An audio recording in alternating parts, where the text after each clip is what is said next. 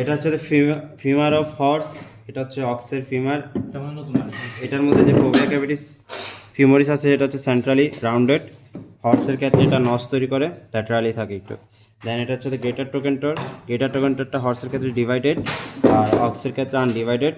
আর এটা হচ্ছে থার্ড টোকেন্টর, যেটা হচ্ছে শুধুমাত্র হর্সে থাকে, অক্সে কোনো থার্ড টোকেন্টর নাই। আর এটা হচ্ছে টোকেন্টরিক ফোসা, যেটা হচ্ছে অক্সের ক্ষেত্রে ডিপ আর হর্সের ক্ষেত্রে এই ট্রোকেন্টারিক ফোসাটা শ্যালো।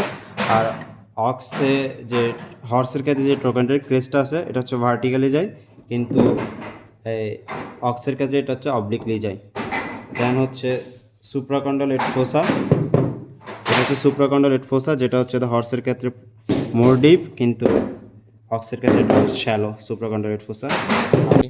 এটা হচ্ছে গোটের ফিমার, এটা হচ্ছে সিমিলার টু অক্স, বাট ডগে যেটা আছে এটা চিনবো হচ্ছে আমাদের সুপ্রাকন্ডালেট ফোসা, ওইটা হচ্ছে নাই, কিন্তু গোটেও আছে, শ্যালো হইলেও আছে।